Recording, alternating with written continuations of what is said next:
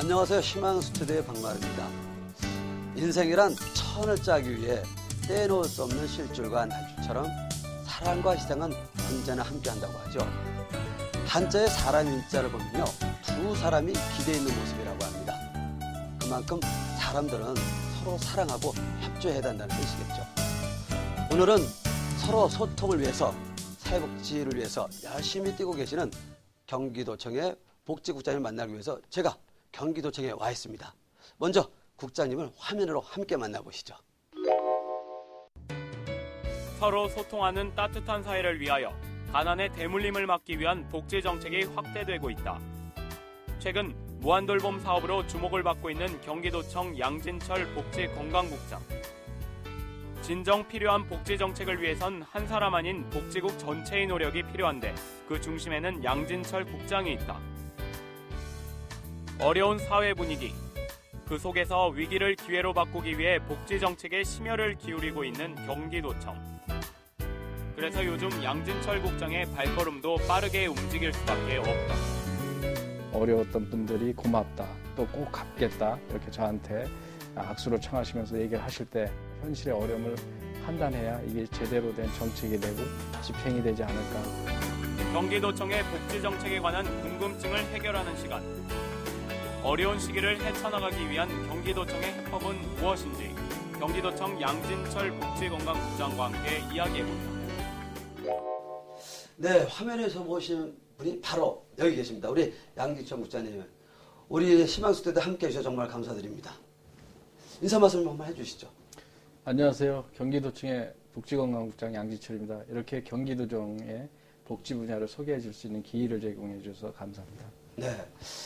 사실 어떤 분야든 계기가 있을 것 같아요. 근데 지금 복지국장님 맡고 계시잖아요. 예. 뭐 다방면의 어떤 정책을 하시고 또 실행하시고 현장 경험이 많으실 텐데 굳이 복지국장을 맡으신 계기가 있다면 어떤 계기가 있을까요? 뭐 물론 공무원이 자기가 원하는 자리를 맡지는 않겠죠. 그러나 이제 저 같은 경우 고시에 합격한 후 주로 경제 분야에서 많은 활동을 했습니다. 그래서 경기도의 외자 유치를 위해서 일을 해왔고 또 광교 테크노밸리 등 경기도의 그 과학기술을 위해서 또 많이 일을 해왔고요. 또 관광 분야도 도자기 엑스포 등 그런 분야에서 일을 해왔습니다. 근데 저희 이제 김문수 지사님께서 복지 분야에 관심이 많습니다. 금년도의 경우 특히 작년부터 시작된 그런 경제적인 어려움으로 인해서 아마 금년도 도정의 하도는 일자리 찾기, 일자리 만들기, 또한 저소득층, 어려운 분들에 대한 지원, 이 부분이 핵심이 아닐까 생각을 하거든요. 그래서 이 복지 분야가 금년도 도정에 아마 중요한 분야가 될 것 같고 또 그런 마당에 제가 아마 구원투수 역할을 하라고 내 자리를 앉히지 않았나 이렇게 판단을 하고 있습니다. 우리 그 월드베이스 보셨죠? 예. 구원투수 역할이 그렇게 중요합니다. 우리 자리에. 근데 사실 정말 요즘은 다들 어렵다 그래서 정말 역할에 또 그 분야에 대해서 상당한 중요성이 있는데 그래도 우리 복지국장님께서 지금 하고 계시는 일 중에 지금 실질적으로 지금 시행하고 계시잖아요. 뭐 여러 가지 사업 중에. 근데 중요시되는 부분이 있다면 어떤 게 있을까요? 글쎄요, 제가 생각하기에 이제 복지 분야의 행정을 해볼 때 가장 중요한 분야는 현장 행정이 아닌가 생각을 하거든요.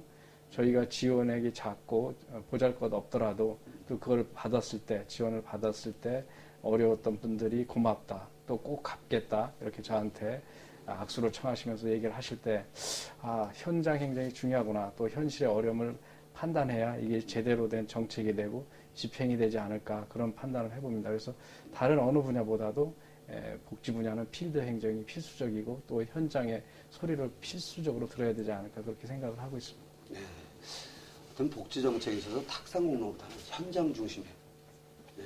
사실 우리 장애인분들 이야기를 들어보면 저도 장애인이지만 현장에서 피부로 나와야 되거든요. 그리고 좋은 정책도 저의 피부에 닿지 않으면 사실 의미가 없더라고요. 그래서 제가 이제 질문을 우리 장애인 정책에 대해서 구체적으로 여쭤보고 싶습니다. 어떤 정책이 있나요?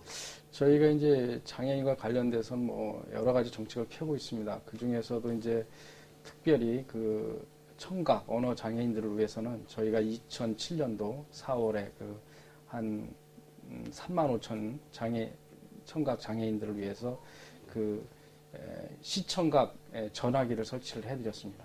그래서 응급시에 구원을 받을 수 있게, 지원을 받을 수 있게 그런 걸 했고요. 또 시각장애인들에게는 보이스아이라고 해서 말하는 그런 기계를 제공을 했습니다. 그래서 뭐 책도 보실 수 있고 문서도 읽으실 수 있고 그렇게 할 수 있게 했습니다. 그리고 이제 장애인 편의시설을 위해서도 여러 가지 측면에서 저희가 개선을 했고요. 또 그와 관련된 조례도 만들었고, 또 장애인 그 재활 치료센터 등 여러 가지 시설들을 운영을 하고 있습니다. 또 장애인들도 또 문화나 이런 것을 그 공유할 그런 권리가 있거든요. 그래서 저희들 관내에 있는 공공 관람시설 등 이런 시설들에도 장애인을 위한 편의시설을 갖추도록 그렇게 하고 있습니다. 네, 우리 그 청각 언어 장애인들을 위한 24시간 응급 정책, 그리고 시각장애인들 정책, 그리고 장애인들을 위한 문화 인프라 구축. 사실 좋은 정책도 이게 보면은 여론이라는 게 있거든요. 그리고 또 반면에 반응 어떤가요? 그래서 이제 작년 4월부터 장애인 차별금지법이 발효돼서 지금 시행을 하고 있습니다. 그래서 공적 부주만으로는 한계가 있기 때문에 민간의 관심과 역할이 되게 중요하다고 생각하거든요. 그래서 월드컵으로 유명한 그 히든크 감독이 작년도에 저희가 시각장애인들을 위한 전용 축구장을 마련했고요. 또 서울의 그 프레미어 재단에서는 화성시에다가 지금 장애인 전용 재활 병원을 지금 짓기 위해서 지금 동분서주를 하고 있습니다. 그리고 향후 우리가 일사시설 이 부분에 대해서도 사실 관심을 좀 많을 것 같은데 이 시설은 어떤 제도인가요? 일시설은 장애인들의 그 재활시설과 기업체가 서로 연결해서 같이 일을 하는 경우가 되겠습니다. 그래서 안산의 해동일터의 경우에는 대덕전자나 여기서 이제 작업복 같은 것을 필요로 한데 그걸 생산해서 구매를 하게 해주고 있고요. 수원의 삼성전자의 경우에도 무궁화전자에서 장애인들이 일을 하면서 뭐 핸디 청소기라든가 이런 걸 하면서 그래서 장애인 시설과 우리 기업이 서로 공조하는 그런 시스템이라고 보시면 될 것 같습니다. 국장님께서 말씀하셨던 장애인의 일자리에 사실 되게 공감을 하는데 또 다양한 정책을 하시면서 에피소드가 있을 것 같아요. 행복한 소식 좀 전해주시죠. 글쎄 뭐 에피소드라고까지는 할 거 없고요. 이제 장애인과 관련돼서는 좀 다양한 사고와 또 능동적인 생각이 필요하겠다 그런 생각을 해봅니다.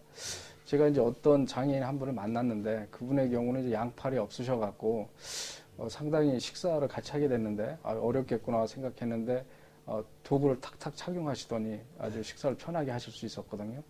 그런 걸 보고서 장애를 꼭 어떤 극복의 한계를 여러 가지 개발과 다양한 생각을 통해서 개발이 가능하겠다. 또 그런 생각을 한번 해봤습니다.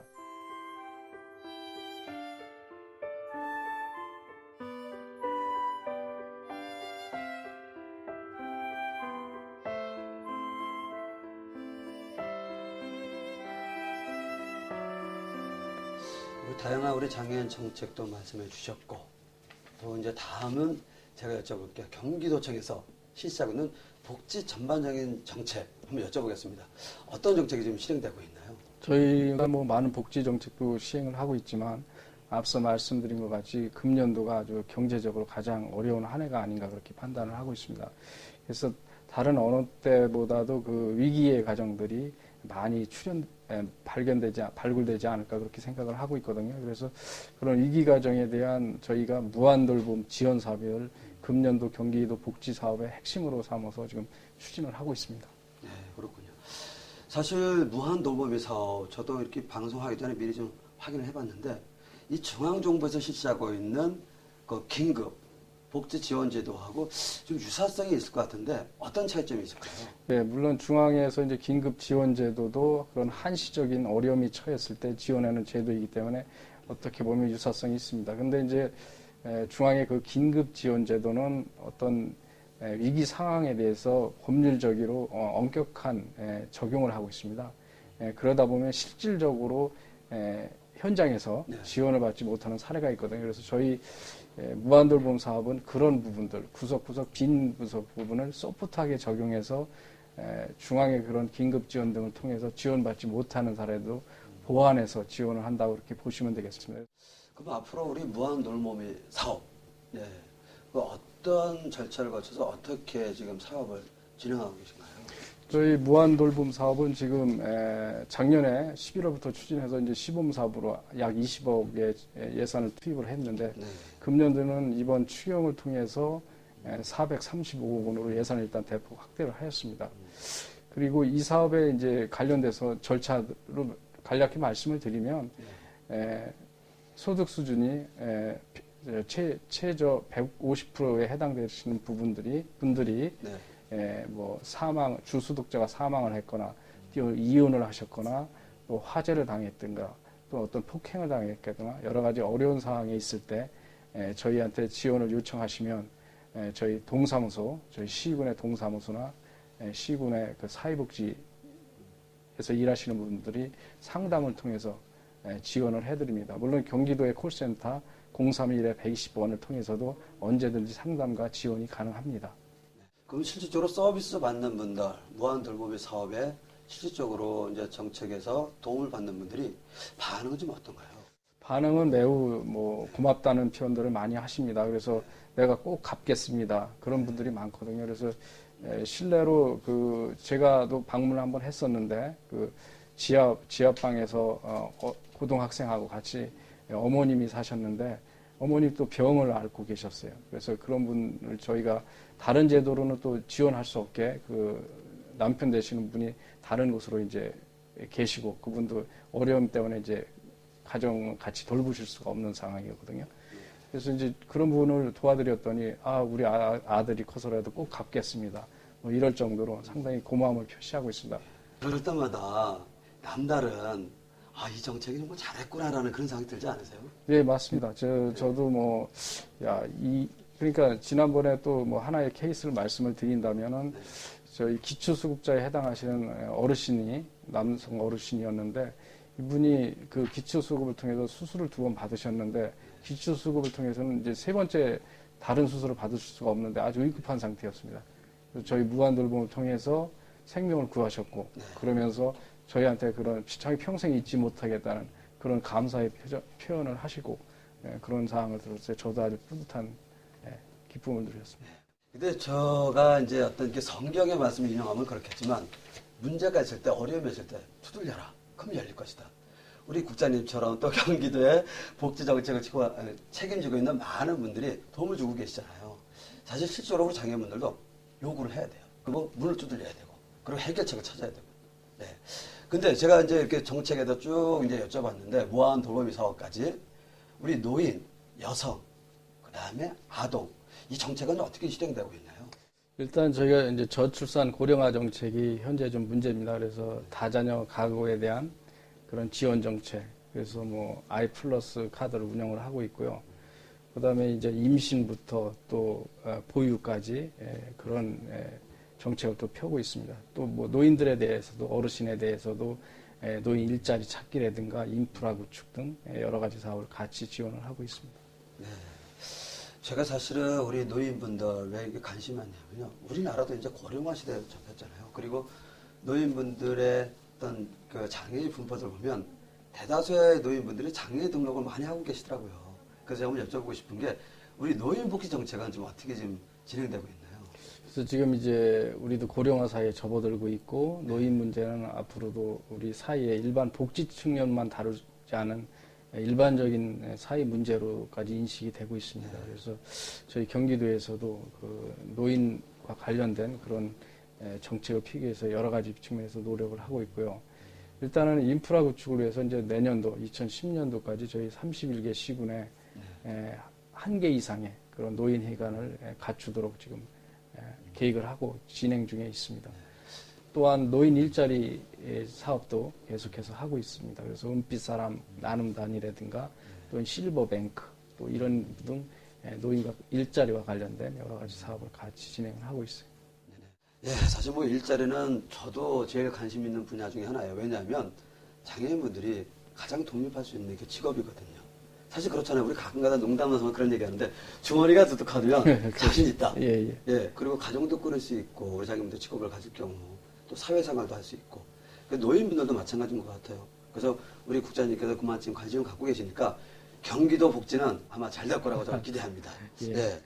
다음에 이제 우리 그 무한도움에서 제가 들으면서도 너무 좋은 사업이다 그런 생각이 드는데 혹시 타 지역에서 벤치마킹한 적은 있나요? 많이 오고 있습니다. 저희 이제 무한돌봄 사업에 관련돼서도 타 시도에 이제 지사님들도 관심이 많으셔갖고 한번 실무자들이 가서 벤치마킹을 하라 그래서 뭐 각 시도에서 많이 벤치마킹을 하러 오고 있고 또 일부 이와 유사한 제도를 지금 진행하고 계획하고 있는 걸로 알고 있습니다. 네, 그렇군요. 제가 이제 마지막 거의 이제 가고 있습니다.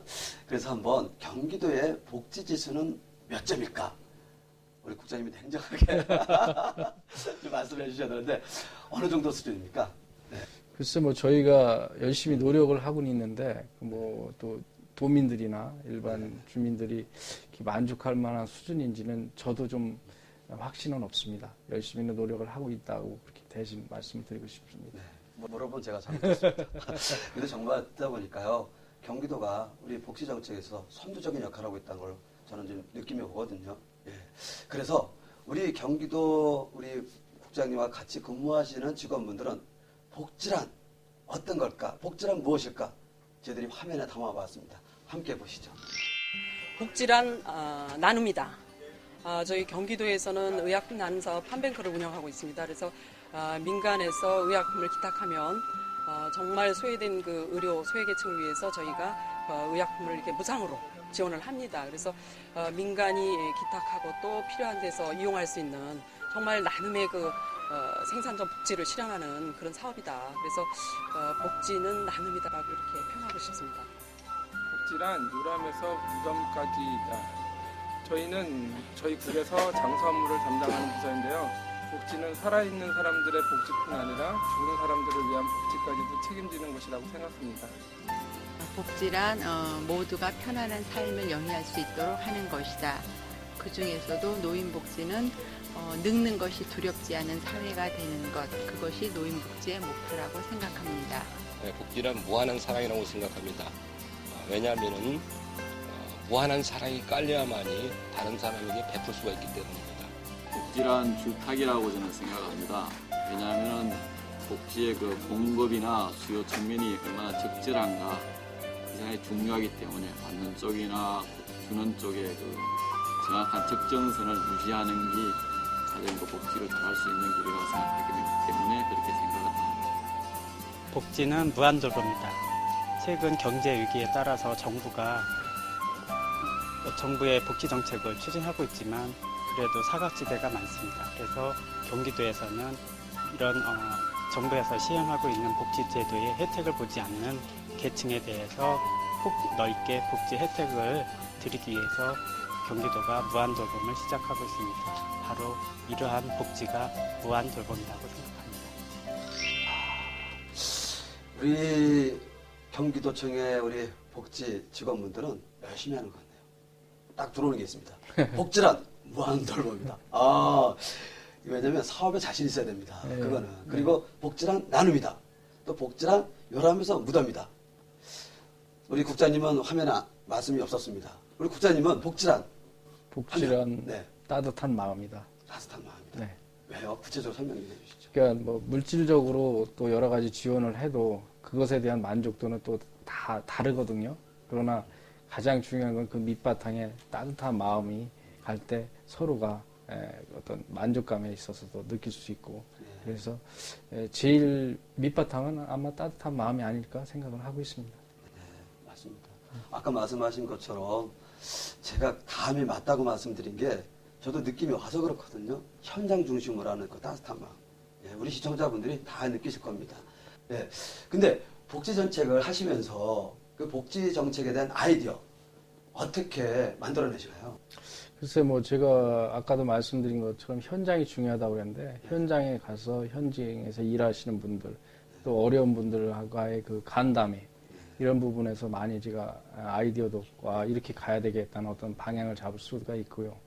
뭐 아까 말씀드린 대로 뭐 산책을 하는 경우 또 심지어는 제가 잠자리에 들어서도 그거 이렇게 하면 어떨까? 이건 어떨까? 그런 식으로 그렇게 뭐 한게 수시로 생각이 납니다. 수시로요? 예. 저 같은 경우는요. 제가 이제 노래도 하지 않습니까? 예. 작사도 할 때도 있고 작곡도 할 때도 있고 그런데 저는 이제 아이디어를 사실 그런 걸 많이 드라이브 하면서. 예. 예. 근데 사실 뭐 이제 국장님이 하시는 어떤 정책에 대한 부분들은 제가 이제 어느 정도 신문에서 이렇게 언론에서 봤을 때 그 통계적으로 보니까 스터디 하면서 가장 많은 아이디어가 나온다 그러고 편안하게 화장실에 앉아서 있을 때. 예. 제가 좀 조금은 우리가 같이 가볍게 웃자는 차원에서 말씀드렸지만 사실 이제까지 우리 국장님 말씀을 듣다 보니까 이 경기도의 복지 정책은 정말 잘 실행되고 있구나. 사실 현장에서 느끼는 감들이 있어야 될 것 같거든요. 근데 저는 느낌이 옵니다. 예. 그래서 우리 국장님이 우리 경기도 복지 정책은 아직 하실 얘기가 또 있을 것 같은데 끝으로 하실 얘기가 있으시면 한 말씀 해주시죠. 그래서 이제 경기도가 복지 분야에 많은 관심을 갖고 있고 지사님도 그러시고 그래서 저희가 지금 2조 8천억 원 정도 저희 예산 중에 21.8%의 많은 예산을 복지 분야에 쓰고 있습니다. 그렇지만 아직도 적다고 느끼시는 분들이 있을 수 있고요. 그래서 어쨌든 공급에 대한 확대는 필요한 사항이 아닌가 그렇게 생각을 합니다. 그러면서도 한편으로는 또 저희가 현재 하고 있는 그런 복지의 여러 가지 분야가 어떻게 보면 중복되고 혼합되고 그래서 뭐 일선에서는 깔때기 현상이라고 할 정도로 아주 어지러움증을 낳는 경우도 있거든요. 그래서 이런 부분들에 대한 시스템 개선도 아주 중요합니다. 그래서 뭐 중앙정부에서도 지금 그런 정책을 하고 있는 걸로 알고 있는데 저희 차원에서도 뭐 100여 개가 넘는 그런 각종 복지 정책에 대해서 좀 정리하고 개선하고 그렇게 해서 한다면 좋은 결과가 있지 않을까 그런 작업을 또 해야 되지 않을까 그렇게 판단을 하고 있습니다. 네, 감사합니다. 우리 복지TV의 이제 희망 스튜디오 프로그램인데요. 사실 우리 희망 이 얘기 때문에 사실 이 프로그램이 진행되는 거거든요. 우리 시청자분들에게 한 말씀 해주시죠. 글쎄 제가 생각하기에는 뭐 이렇게 따뜻한 마음을 서로에게 나누는 것 그것이 가장 중요한 게 아닌가 생각을 하거든요. 어떤 사람도 소외되게 느끼지 않도록 관심과 배려 속에서 내가 함께 하고 있구나 그럼을 느낄 수 있도록 하면 좋지 않을까 생각하고 언제든지 뭐 어려움이 있을 때는 경기도 콜센터 031에 120번으로 전화를 드리면 저희가 진짜 무한돌봄으로 모시겠습니다. 네, 감사합니다. 이게 따뜻한 마음, 관심과 배려 그러면 희망이 만들어지고 그 다음에 031-120 콜센터로 문제가 있으면 연락 주십사 말씀해 주셨는데 우리 희망 스튜디오 시청자 여러분, 우리 복지TV 시청자 여러분 오늘 희망 스튜디오 어떻게 보셨습니까? 우리 국장님 말씀처럼요 함께하면 모든 문이 열립니다. 우리 국장님 함께해서 정말 감사드리고요. 그리고 앞으로도 더 많은 정책으로서 우리 장애인들과 모든 저소득층들에게 희망의 메시지, 희망의 정책을 전해줄 거로 저는 믿고요. 오늘 함께해서 정말 감사드립니다. 네, 감사합니다. 감사합니다. 희생이란 자기 자신보다 상대방의 행복에서 즐거움을 찾는다는 거. 다시 말해 당신과 나보다는 우리라는 말을 배우게 되는 것인데요. 오늘 시청자 여러분 희망스튜디오 함께 하셨는데 어떠셨나요? 다음에는 더 멋진 희망을 가지고 여러분을 찾아뵙겠습니다. 감사합니다.